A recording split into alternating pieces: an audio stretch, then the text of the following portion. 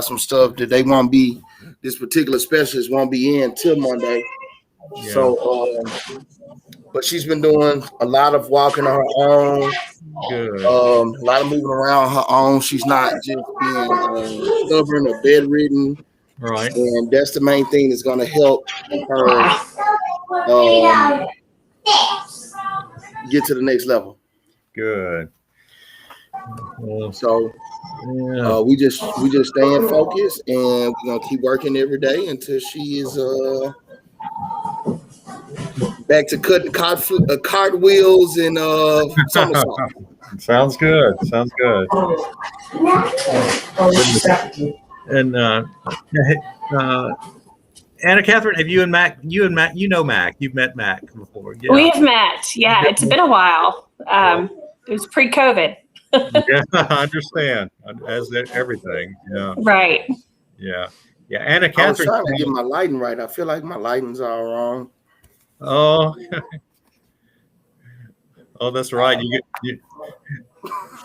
I heard there was something called a rate a Zoom room that people did. Yeah, I need to. Don't rate my Zoom room. Okay. I need to go. Oh, I'm so crazy. I never cut the light on. I just maybe if I cut the light on. Yeah. Okay. Oh gosh. I think there's some background noises on Anna Catherine's end. Okay. Yeah. My family's in the background, so I'm going to try to stay muted when I'm not talking. Okay. Okay. Oh, goodness. All right. Sounds good. Sounds good. Well, we will come on in just a minute. We'll have folks joining us. But, I sent you those discussion questions, just a starting point. Robin will play the video. But before that, I was going to ask the two of you just to introduce yourselves, maybe tell a little bit about who you are, your organization. Good chance to kind of talk about MIFA and the Hospitality Hub. Mac, you might mention the grand opening that I think y'all had this past. Groundbreaking. Groundbreaking, or what? Yeah. You might mention a little bit about that. But so we're probably about a minute away, and I think as folks are joining us, please let us know you're here so we can wish you a good morning and welcome you to the conversation. And we do want you to place things in the chat so that we can include those kind of questions, comments in our discussion this morning. And welcome all. Let's see, at least we got a couple more who checked in. Yeah, please let us know you're here so we can wish you a good morning. Good to be back. As Mac gets himself situated. I'm trying my best.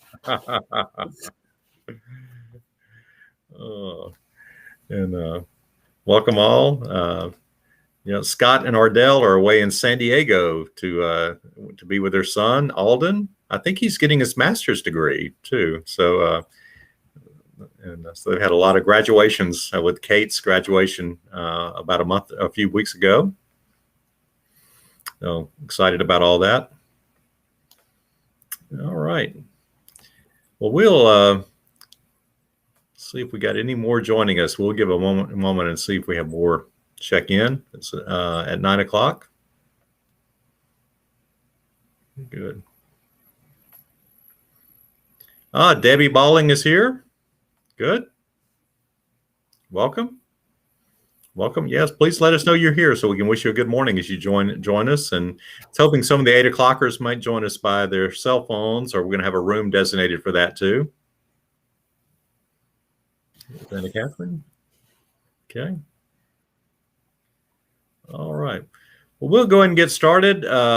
And I actually I'm so delighted that Anna Catherine Word and Matt Clayton have joined us today. Anna Catherine is one of our vestry members, but also does foundation work for MIFA, and she'll tell you a little more about that in just a moment. And Matt Clayton has been our community liaison with Hospitality Hub, and has really helped forge a great relationship there over the last number of years. And we appreciate that. He's been with us for our community breakfast a lot of mornings. Now we're doing Basement Church, and he's been a part of that ministry and helping us in so many countless ways. But Anna Catherine, let's start with you and let you introduce yourself. Yeah, hi. It's so good to be with everybody today via Zoom. I am Anna Catherine Word, and I am the Chief Development Officer from LIFA, so in charge of their fundraising team and awareness teams. And I feel really blessed to be with that organization. It was founded in the aftermath of Dr. King's assassination in 1968 as a way to forge new bonds in the community and unite people for a common goal of service. And so it's still a very important mission that resonates today. And prior to that, I was lucky enough to work with Facing History and Ourselves here in Memphis for about 6 years, as well as some other nonprofit organizations. But those two have probably been the most formative for me. And so I'm just glad to be here today. Great. Thanks, Anna Catherine. And Mac, tell us a little bit about yourself. All right.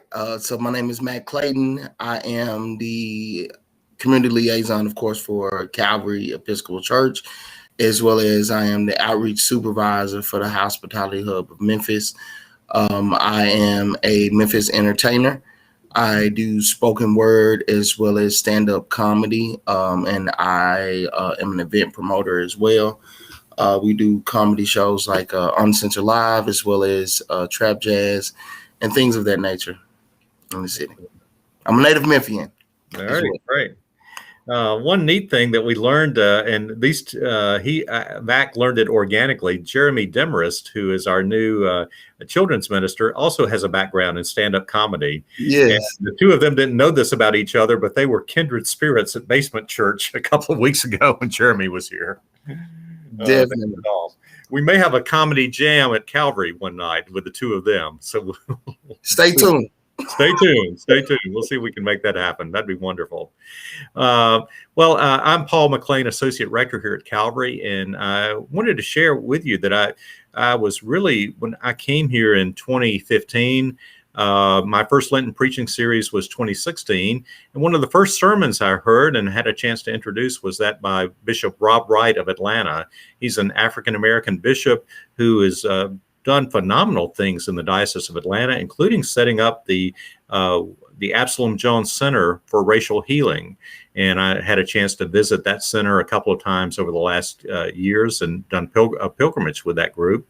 And Bishop Wright has, in terms of racial reconciliation and healing, has probably been one of the more inventive bishops in the Episcopal Church. And his sermon was really powerful. It was also interesting that he asked me to drive him over to the National Civil Rights Museum at the Lorraine Motel, which I was honored to do. And he just said, I want to just spend a good chunk of my day here. And that says a lot about Bishop Rob and where his heart is and what he wanted to do while he was here. So we want to take a few moments. We're going to listen. Listen to his sermon on love, and then after that we'll do a little reflection on that. And I want Mac especially to take a look at his style. Our Bishop Wright has a distinct style of preaching that I think you may find compelling as well. So Robin, that's your cue. To play Bishop Wright's sermon from February 17th, 2016.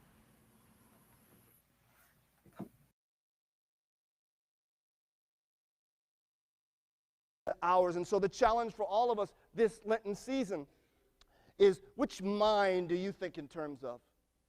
And what hours might you extend yourself into? The worst thing you can say to a Christian every New Year's Eve is, you ain't changed a bit. We're the growing people, because our God is not dead. Our God is alive. And to walk with our God is to grow. And we grow, and one of the indicators of our growing is our circle expands. Our friendships expand. Our relationships expand. Because we understand that everyone has human dignity, and therefore we are all one family together, ours. To speak in terms of mine and not ours is to show our childishness. When I was a child, I understood as a child, Paul confesses. What is childish understanding? Care to take a guess? Well, I don't know either. But I know this. Understanding comes with listening. One of the great American mystics, Howard Ehrman, a little boy from Florida, says that the best thing that you and I can do is to practice in our life to listen for the sound of the genuine. That's his sense of God, the sound of the genuine. He got up in front of a graduating class at Spelman College in Atlanta, Georgia in the 80s, barely able to make sentences, but he said that one thing. Of all the advice he could have given that day to a graduating class of young ladies, that's what he said. If you can just listen for the sound of the genuine, all things in your life will fall into place. Understanding comes for us in listening to the sound of the genuine. You see, the design is in our biology. God made us with 2 ears and 1 mouth. But we seem to have reversed that. But we've got to create more time for listening. I don't know about Memphis, but in Atlanta, Georgia, we have the best precondition for being really spiritual people. It's called traffic. And I don't know if you have any of that here. And so I challenge you for the rest of this Lent to turn off the radio, to turn the phone on silent, and just pray this prayer. Here I am, Lord, your servant is listening. This is our habit as people of God, to listen to ourselves, to listen deeply to others. One of the fruits of deep listening is to begin to go back over the landscape of our lives. The best advice I ever heard from a therapist is this: no conversation cannot be restarted. And so what she was saying is that if there's a conversation where you are sideways with someone, there were jagged edges left, you can go back, even though that may have been decades ago, you can go back over that. And you can say to that person, out of the depth of your listening to yourself, you can say to that person, you know, I never have been at peace with that conversation we had so many years ago. And you know what? You made some legitimate points, and so did I. I probably was not at my best that day, but I just want you to know I love you. That's all you have to do. And that comes out of our deep listening, because when we listen, we are sure that God is a reconciling force. And we are sure that we are part and parcel of God's reconciling work in the world. Absolutely. Any Episcopalians in the room? We use this prayer called the St. Francis prayer. Do you know it? Lord, make me an instrument of your peace. Right? So here's another challenge for us all at Lent. How long are we going to beg God to make us do anything? See, I think if we listen carefully, we can get into some grown-up religion. We've got to stop asking God to make us anything and to say to God, I am your full-on partner. I serve you as a reconciling force in the world of my own free will and volition, because I know to serve you is life. When we listen, that's what we hear. We hear the affirmation to be that, and that we should be this, and our work is not contingent on the response coming back for people. When I was a child, I understood as a child, but today we can give that all away and say, I want to listen to you, God, and I want other people to listen to your words in my actions. When I was a child, I spoke as a child, I thought as a child. What are childish thoughts? Well, children always think they're right. They will look at you with those beautiful faces and say, you know, I'm right. I'm right about everything. Well, I don't know. Presidents are not always right. Supreme Court justices are not always right. Federal policies, not always right. Husbands are not always right. And contrary to popular belief, wives, I know that's dangerous. Wives are not always right either. You see, to cease to have to be right all the time is to begin to take up the hard work of love. I find that so often that's what breaks relationships, is that we have to be right over and against people. Now imagine Jesus, Lord of Lords, King of Kings, embodied truth, God in flesh, and he didn't have to be right every time. He was able to pull alongside people, understanding that, you know, right is one thing, but love is a much better thing. Love, hope, Love and hope abide, but the greatest of these is love. And so I ask you to reflect on your need to be right all the time. See, love covers a multitude of sins. And in the jagged nature of many of our relationships, that's all we need.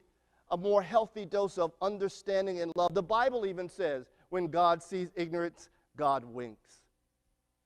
And yet sometimes we Christian people are not known for the elasticity of our being with one another.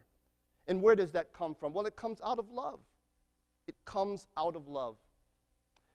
Myrlie Evers, you maybe know that name, a great matriarch of the South, had her husband taken from her on her walkway to her home in front of her children by a hateful bullet.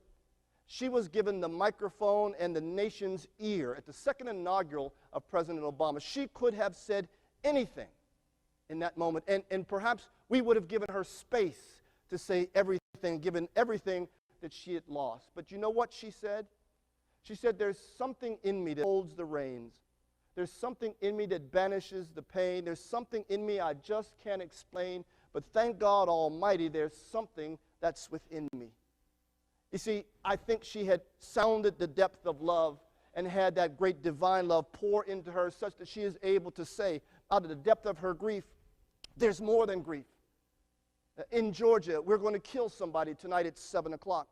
We have a terrible habit of capital punishment.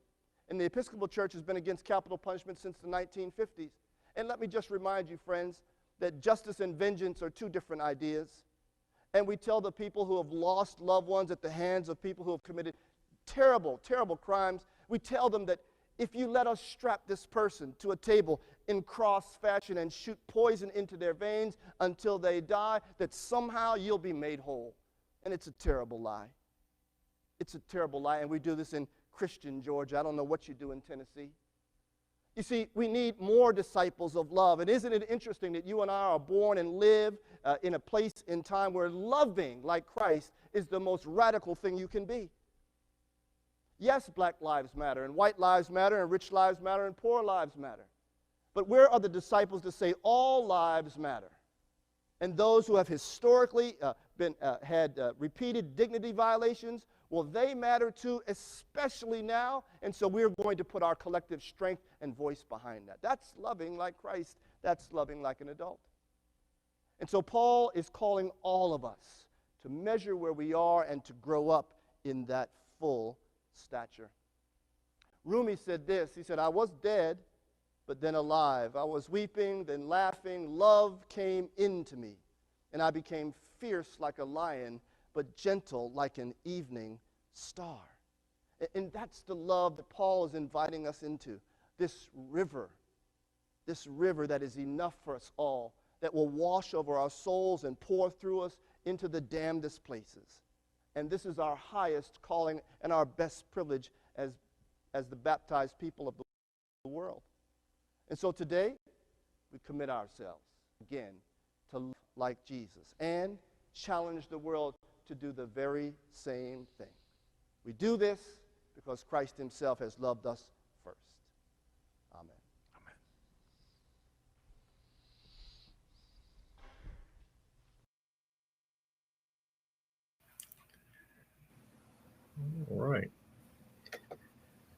All right. I think we've had a couple of others join us during the time of Bishop Wright's sermon being presented. Welcome, Leanne, Thomas, Madge. I've seen all of you join us, and others of you, please let us know you're here. Welcome. And we'd love for you to post your reflections or thoughts or comments or questions that Bishop Wright's sermon brought up in you, Bishop Rob Wright of Atlanta. And during our discussion, if you have comments to add to our discussion, please do that. I wanted to start with just his style of preaching, going into the congregation, just standing up, no notes. Mac, I particularly wanted your comments on that, on how did that affect you in seeing a preacher do that? It's very rare for me to see that, especially, in the Episcopal Church. If you go to like some Southern Baptist churches, that is like the norm, right? They walk off the pulpit, walk into the crowd, and in the congregation, and they give these animated sermons, if you will. A lot of times when I come to the Episcopal Church, because I didn't grow up in the Episcopal Church, it's more of a conservative delivery. It's a calmer.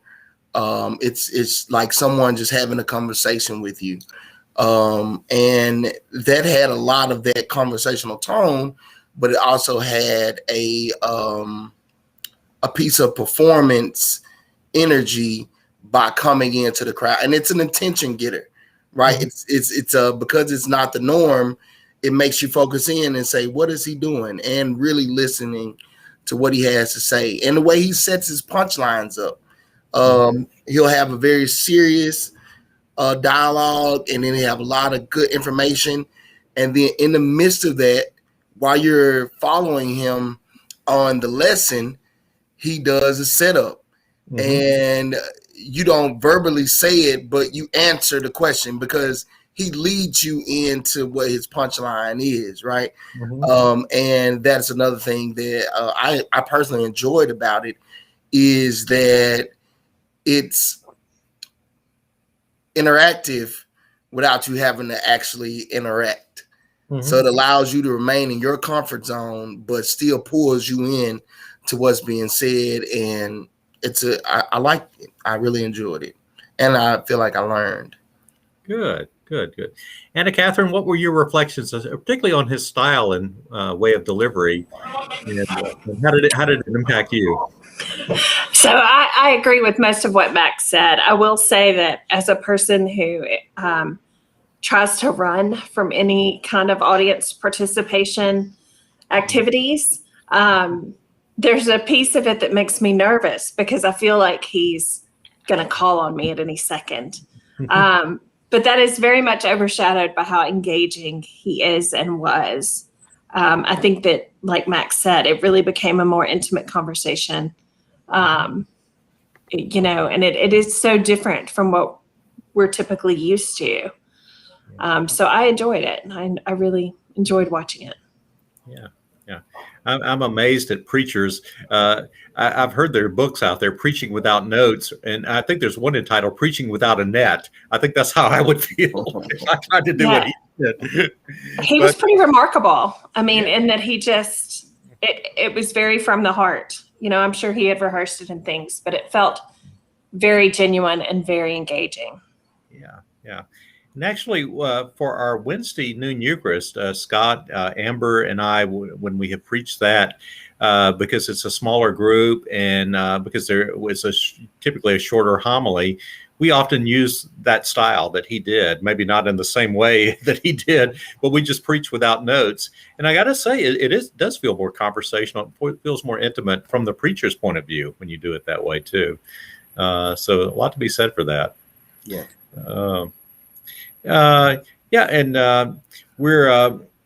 Madge Deacon just made a comment, listening and recognizing that we're not always right, such important gifts to both the giver and the receiver. And he talks a lot about listening in this sermon and going into the congregation and having that feel of intimate conversation kind of invites you to listen. And you feel like maybe he's in some sense listening to what's on our hearts, even though that, he quotes Howard Thurman, wonderful, who was considered the conscience of the civil rights movement in terms of his mystic theology that was behind a lot of Dr. King's and others' teachings and movement. He quotes Howard Thurman to listen for the sound of the genuine. And I wondered what that means to you, especially in terms of racial understanding. And Mac, I'd just love to get your perspective on that. What have you felt that white people listen to you, or do you feel that you are listening to in conversations where race is either overtly or subvertly a part of a conversation, that listening happens? I think yes and no, right? And it's not, and I think it's even larger than just a black and white thing when it comes to listening, right? I don't know who says this. I know what I know because that's what I know. And sometimes when we're talking and we hear a different opinion, we can mute it, we can cut on selective hearing because we are sometimes waiting on our chance to speak and not really naturally involved in the conversation. There's also a ability to not be wrong and not say the wrong thing. And today's culture is so groomed and PC. It's like every single person has a PR rep, and you got to know the right words and the right phrases and stay away from certain things because you don't want to get entrapped in your opinion, because if your opinion is wrong, then you could be canceled, right? So it actually makes more conversation seems more ingenuine because people are so focused on thinking what they're going to say instead of just speaking from their heart and not being afraid of being wrong. It's the only way you can learn is sometimes by being wrong, right? Because when I'm wrong, I can be taught what is right. But we don't know what you don't know until we know you don't know it. So I think when I hear that, listen for someone who's genuine is I'm listening for, does it sound rehearsed? Yeah. Does it sound like there's something they say all the time? Are they speaking from their heart? Can I feel the emotion? Do they sound alive? He says that in part of his speech and maybe that is the quote from Mr. Thurman is, be alive. Are you being alive? Stop trying to do all these other things and ask the world, what does the world want from you or what you want from the world, and just be alive in the moment, because it's the only way that we can grow. It's the only way that we can share. The only way what bothers me is I have to tell you. I cannot assume that you should know. And the only way that I can know that we're on the same level is if you don't understand me, you have to be able to say, hey, I don't get this. Can you break this down for me? Let's have an honest conversation. And when you have that, that's when that's that genuineness I know I'm always looking for. I try to be myself 100% all the time, but we know we can't be there. We have to put these masks on. So that's a very nice statement, and I feel what he's saying, and I'm always looking for that because there's a comfort about being genuine. Yeah. I think part of it is too. I think we all ask the question: am I safe here to take off the mask? Am I safe with this person in this setting? And sometimes our answer to ourselves is no. I got to put on this false face, and I think we can all fall into that, or say what you think the other person may be expecting us to say, even though that may be not what's on our heart or what we truly feel. And I think that's powerful. I should have warned you that we kind of did the excerpt of the final portion of the sermon. The earlier part of it, you can tell where he was going with some of that. He talks about the love chapter from 1 Corinthians, and he talks about this childish understanding or childish ways that Paul refers to. And the childish ways, he said, he sums up in one word: mine, M-I-N-E. But let's get the perspective of a parent. Anna Catherine, when I heard that concept of mine versus ours, it did sound very familiar. I hear that quite a bit here at my house, but it also reminded me of the concept of they and us versus them, which I feel like America is very much in an us versus them sort of place right now, and has been for many years, but it's become especially pronounced in the last several years, I feel like. And I loved some of the things that Max said, and some of the things I'd actually written down in my notes. I think it's so important, and I'm speaking as a white woman, to listen without a contingency on the response that's going to come back. We have to be okay to sit in our wrongness, which is a really uncomfortable place. But I think it's incumbent upon us, if we ever want to move forward and learn and truly learn, not just pay lip service to it, that listening component is so, so important. And one of the other things that he said at the beginning of his talk, which I was kind of sad got cut, he talked about how Christians should grow and how our circles should expand. And that made me think of a very Facing History-esque thing called the universe of obligation, where it's sort of a hierarchy of caring. And you have this core group that might be my family, but then who's in the next circle and who's in the next circle and who's in the next circle? And how should that grow and how should that change? And how, especially in the last 18 months, has it contracted to go right back to my family? And, so he really made me think about a lot of things, but I think listening and being okay to sit in our wrongness was the thing that came away with me and resonated the most. We just all have to listen more and learn the truth.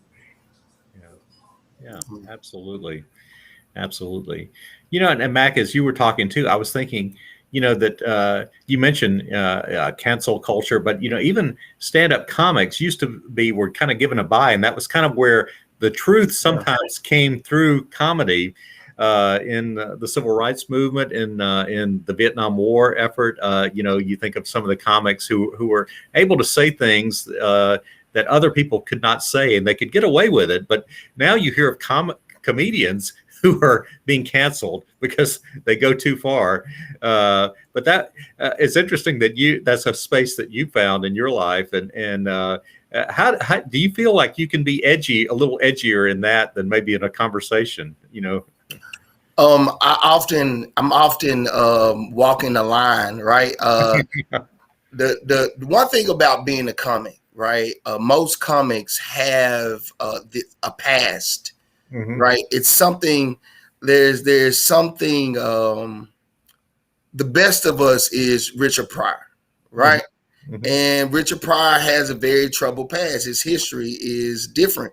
So that jagged side of him causes it not to go smoothly ever, right? Mm-hmm. And that's what happens a lot of times with comedians. We see things that we see comedy and things that normally aren't funny, mm-hmm. right?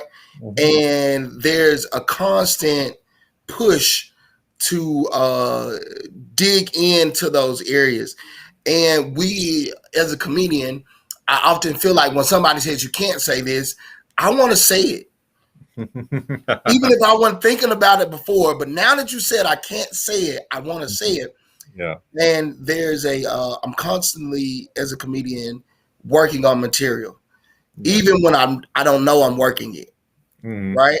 So even in regular conversation, when I'm just conversing, I want to see people's reactions, right? And as a comedian, that's what you're looking at.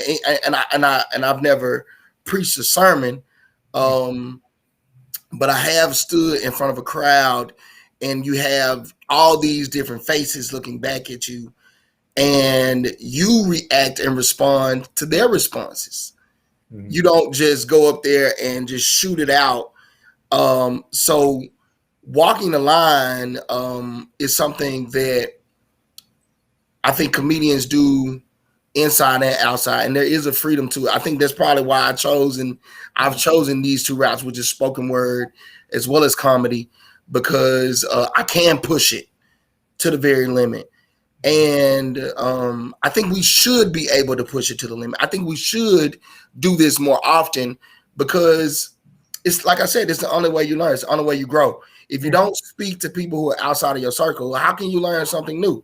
Yeah. Right? I was watching a documentary about family, and it was an African tribe, and the way they reacted. The children in the village are the children of the village. Mm-hmm. You don't have a designated mom or dad. Mm-hmm. Every man is dad. Every woman is mother. Mm-hmm. And you have the same love for every child the same way. And the child has the same love for every adult the same way, right?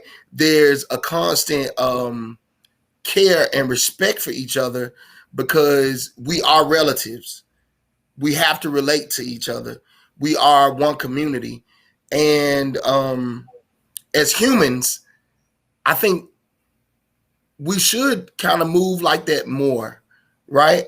Let me find out what your traditions and how you feel about your family and how you feel about your cousins and your sisters and how do you really feel about this situation? Because it's the only way we're going to know each other. It's the only way we're going to grow is from these different opinions. Yeah.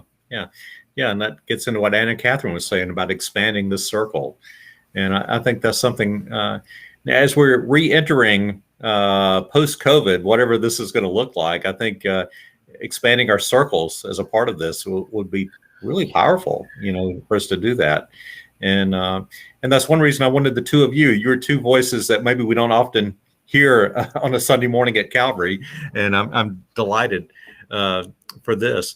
And one of the things he talked about that really was powerful to me, and Eileen Farmer shared that she's, as many sermons as she's heard and preached, she's never heard this in a sermon before, that you have permission to re-enter or restart a long dormant conversation, a conversation from years or decades ago.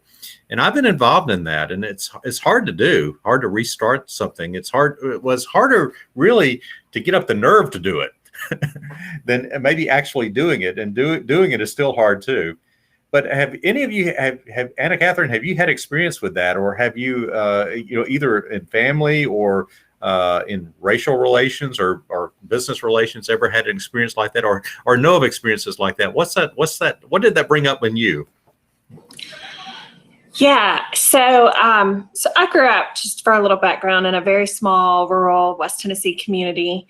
I graduated from high school in 1996, which has been 25 years ago, but doesn't seem like it. But we grew up in this sort of smog of racism, and it was everywhere. I mean, and we were just all sort of breathing it and not even realizing what we were doing. So these kids that I'd gone to school with since kindergarten all the way, I mean, we only had, an elementary school and a high school. So I'd gone to school and known these kids from kindergarten to 12th grade, yet we still had separate dances, where the white kids went to one dance and the black kids went to another, and separate proms and all kinds of other things like that. And it took me a long time as an adult to realize how wrong that was. And no one seemed to challenge those notions or those ideas or practices. They had just been so sort of long-standing that they had become the norm.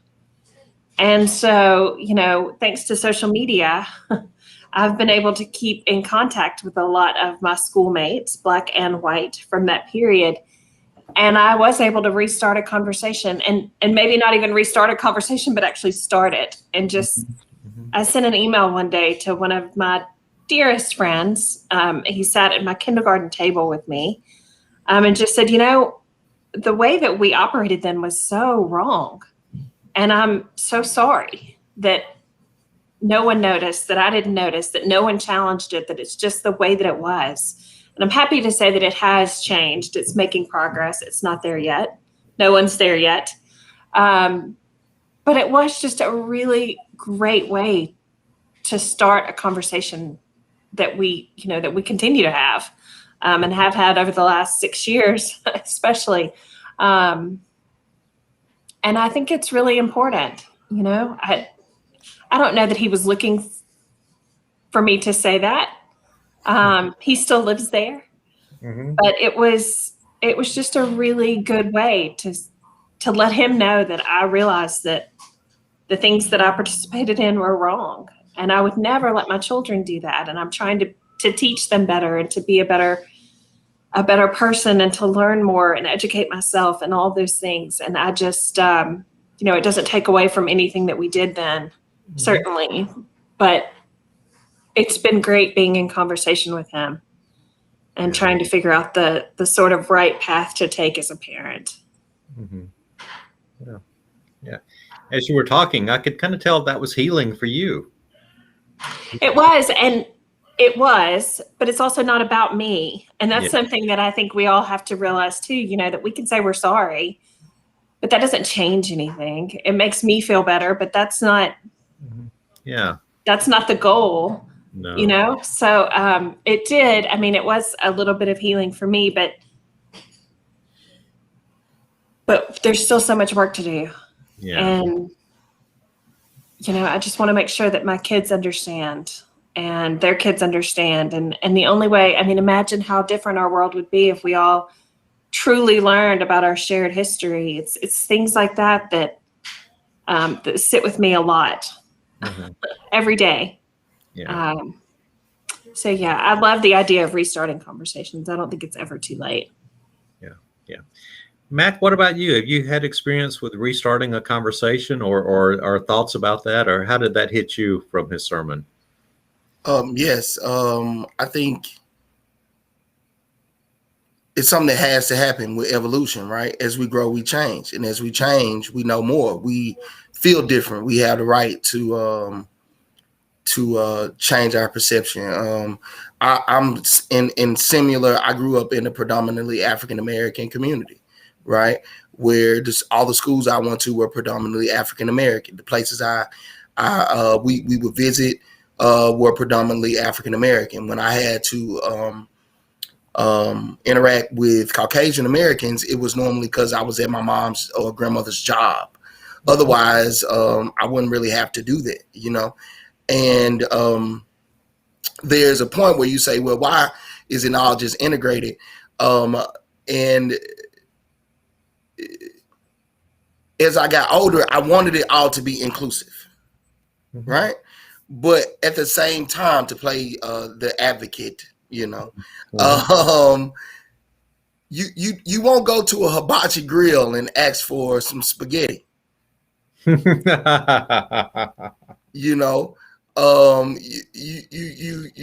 just it's certain things that are of a culture that should be inside of that place, right? So the thing is separate but equal. When, in my opinion, I don't even know if I should be going here, Paul. If I shouldn't, please, at any moment, raise one finger and say stop, Max. Stop. No. I'm listening. All right, so here we go. Desegregation hurt the African American community, in my opinion. I was talking to one of my elders, and he was talking about the bus, right? Rosa Parks and the bus, right? And now the buses are integrated. Everyone can get on the bus, right? There were already Black-owned bus companies. There were already Black-owned taxi cab companies. When integration took place, those companies went out of business, right? The people who were designed to take care of this community, now no one is directly focused in making sure that those people are getting what they need, because now everyone has to go to the main system, right? And the main system, now that it has a larger, widespread community to cover, can't focus on every pocket, It's the same with privilege, right? White people don't own privilege. I learned that when I went out of the country, right? Because when you're out of the country, sometimes it's not black or white, it's American versus wherever you're at, right? And that's a whole deeper conversation. But when we're in the midst of this thing, we don't see how we are seen to other countries. We're just looking at how our neighbors see us, right? And that was something that I had to, because I was walking around my life believing only white people lived in privilege, and I was just basing it off of my experience of wealth and what wealth is, right?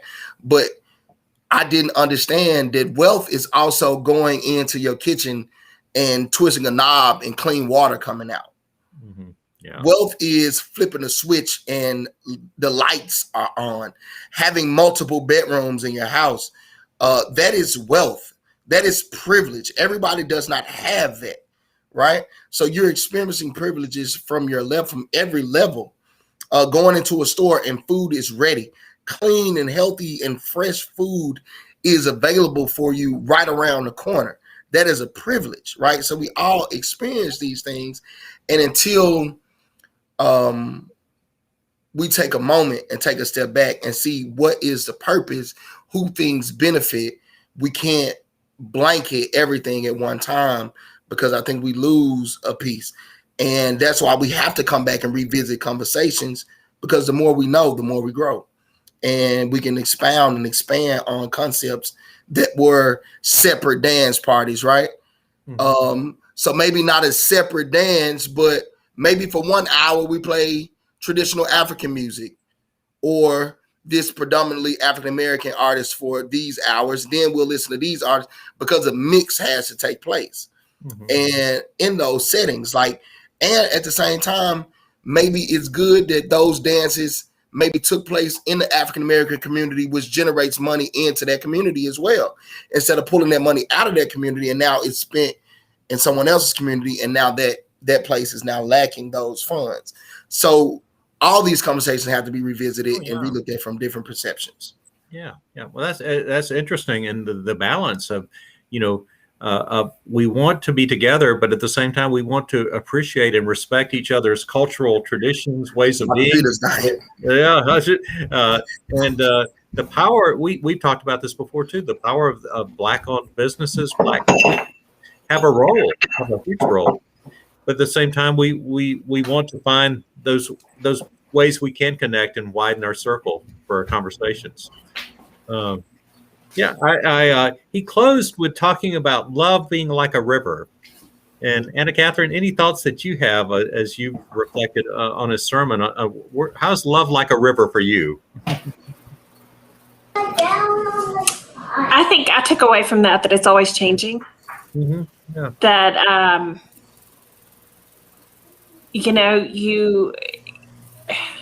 I think about my husband, and I loved him the day that I married him, but our love has changed and grown and deepened. And I love him more 16 years later than I did when we met. So I think it's always changing and always moving. Same with the kids. Like, I couldn't imagine how loving a child would feel.